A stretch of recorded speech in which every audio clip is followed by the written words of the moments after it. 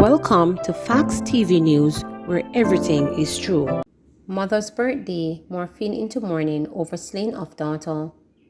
Vanessa Clark should have been celebrating her birthday on Friday, but in a cruel twist of fate, the mother spent hours in the pew of the Pentecostal Tabernacle mourning the death of her 16-year-old daughter, Michigan Campbell, who was stabbed to death by a schoolmate last month.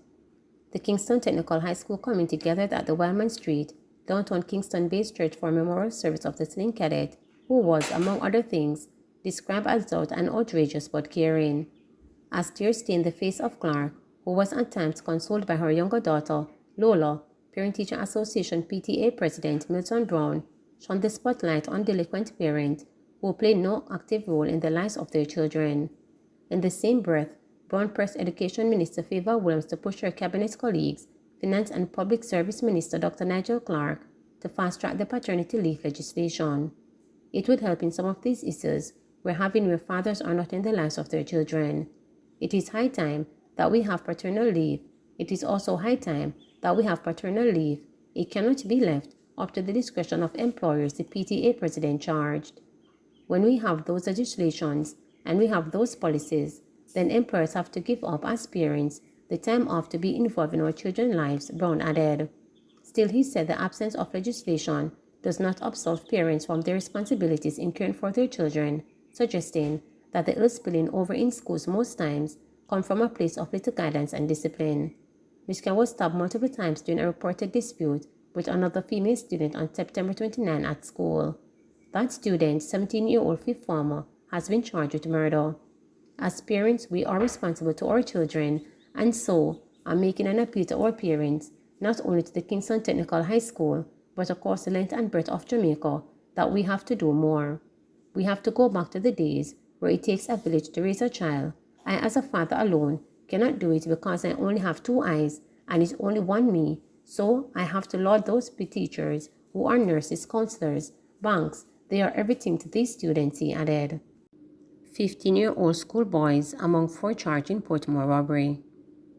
Two 15-year-old schoolboys were among four persons charged by the police in connection with a robbery in Portmore, St. Catherine last Friday. The four who were charged at the St. Catherine South CIB on Friday, October 21st, were held shortly after the robbery following swift action by the police in the municipality. They are Janelle Harry Lewin, also called Harry 22, a laborer from Passage Fort Drive, Portmore, and Khalil British Morrison, 19, from Harbour Views, Kingston, a student from a corporate area high school and a student from a high school in Portmore. The four were charged with robbery with aggravation and conspiracy to rob after being questioned in the presence of their attorneys on Friday. It was reported that about 9:30 p.m. on Friday, October 14, 2022, a couple was walking along the roadway in Britain when they were pounced upon by four males who alighted from a car. They were reported to rob of cash, cellular phones, and other personal items at knife point. An alarm was raised and the police were alerted. Members of the St. Catherine South Quick Response Team responded and intercepted the getaway car along Darkins Drive, and the four accused were detained. Bartlett calls for prayers for Chang. Tourism Minister Edmund Bartlett is urging Jamaicans to pray for National Security Minister Dr. Horace Chang as he continues to grapple with the country's high murder rate and an increase in antisocial behaviors. Bartlett was speaking at the groundbreaking ceremony for the Vista Montego Bay complex in St. James, where Chang had also been scheduled to speak. However, Chang had to miss the event due to pressing matters in the crime portfolio. He carries a difficult job, doing the things that is hard for us to even contemplate, but I want us to pray for Dr. Chang in his work because he has a difficult job of all of us, as Minister Bartlett stated. He noted that the confidence now being seen in business is being deeply undermined by the antisocial behavior of our people. It's not an easy call for a tourism minister to market a destination with these issues. It's not an easy call for an investment minister to bring investment in with the issues, he said. Bartlett said the country cannot rely on an individual or government to fix the problems. He urged all Jamaicans to do their part in stemming the level of antisocial behaviors in the country. It is our responsibility, brothers and sisters, all to stem this tide of unlawfulness and insecurity and crime and instability that is facing us, he added. Uncertainty over resumption of internet service affecting St. Elizabeth School residents. Students and staff at Park Mountain Primary and residents residing near the school say they are not satisfied with the lack of a timeline for resumption of internet service in their community from their provider Flow. Park Mountain is located just west of Santa Cruz. Acting principal at Park Mountain Primary, Keisha Reed, said the school has been without internet access since schools resumed after midterm break early this week. We normally have internet from Flow, but presently we don't have any, because I was told that somewhere down the main road, some wires were burned, and we don't have any internet at the school now, she said on Friday. We are being affected because when the teachers are presenting lessons, and they would need the internet service as well as for administrative purposes in the office, she added. Efforts by reporters to get a response from Flow were unsuccessful. This was despite reporters being told by a senior representative at the telecommunications company on Tuesday to email questions, which was done. There has been no response since. Reed said the school, which has 496 students and 24 teachers, is dependent on internet access for digital learning. We try to hotspot, but it is terrible due to limitations, she said. Residents of the area, some of whom have online-based jobs, have also complained bitterly about the loss of service. Reed said a Flow representative told her that the company is not in the position to give a timeline for the service to be restored.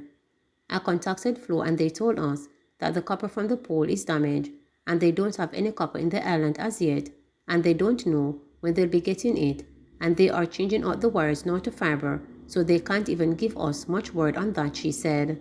A resident who asked not to be named said Flow also gave him a similar response. The area is affected by damaged cables. I'm unable to provide a timeline as to when it will be restored, the resident reported, the Flow representative said.